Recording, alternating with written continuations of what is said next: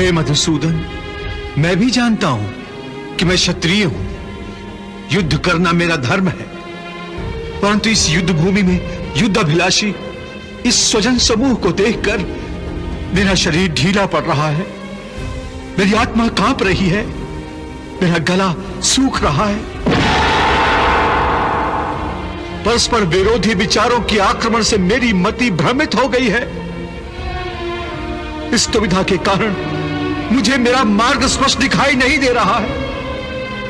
हे कृष्ण, तुम मेरे गुरु हो, भगवान हो, मैं तुम्हारी शरण में आया हूं। अब तुम ही मेरा मार्गदर्शन करो, मुझे रास्ता बताओ, क्या उचित है और क्या अनुचित।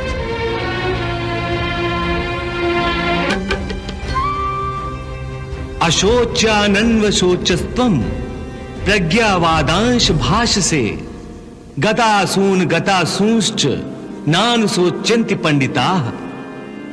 वाह अर्जुन वाह, एक सांस में तुम ज्ञान की बड़ी बड़ी बातें करते हो और दूसरी सांस में अपने को शिष्य मानकर मुझसे ज्ञान और मार्गदर्शन की याचना भी करते हो।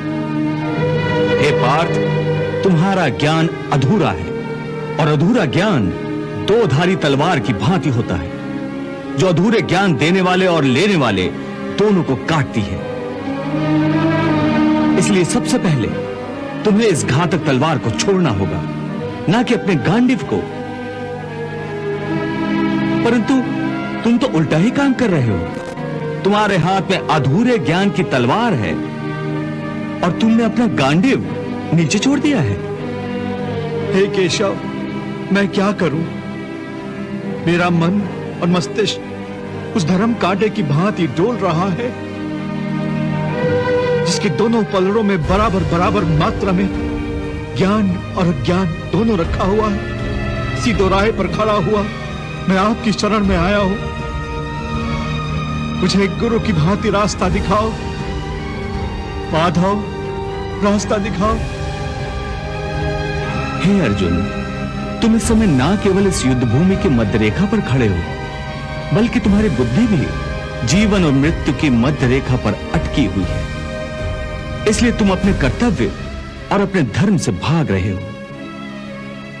परंतु अपने कर्तव्य से यूं मुंह मोड़ने से या इस युद्ध से विचलित होने से विधि का विधान नहीं बदलेगा, क्योंकि विधाता का निर्णय अटल और अचूक है। तुम क्या समझते हो, तुम्हारे नहीं मारने से ये सब नहीं मरेंगे? नहीं अर्जुन, नहीं। तुम इन्हें नहीं मारोगे तब भी ये मरेंगे, क्योंकि इनके प्रारब्ध ने इनकी मृत्यु का समय, दिन और क्षण तो पहले से ही निश्चित कर दिया है। उसी विधान के अनुसार मैं तो इन्हें पहले ही मार चुका हूं। तुम तो केवल माध्यम मात्र हो। तुम्हारे माध्यम से मैं इन सब का वध करना चाहता हूं। तुम इसे अपना कर्तव्य समझो या प्रारब्ध, तुम्हें इन सब का वध करना ही है। मैं क्या करूं मधुसूदन? अपने मन को कैसे मारूं? अपनी भावनाओं को अपने ही पैरों तले कैसे रौंद डालूं? बताओ मधुसूदन, मैं क्या करूं? हे पार्थ, धर्म के रास्ते से हटाने वाली भावनाओं का त्याग करो। भावनाओं के समुद्र में डोलने के बदले तैरना सीखो। तुम तो एक कीर्तिमान पुरुष हो। अपनी निर्बलता का यूं प्रदर्शन करके तुम अपनी कीर्ति को नष्ट मत करो। एक वीर पुरुष के लिए उसकी कीर्ति का नष्ट होना उसकी मृत्यु के समान है। इसलिए युद्ध करो पार्थ, युद्ध, और अपनी कीर्ति, अपने कर्तव्य और अपने धर्म की रक्षा करो।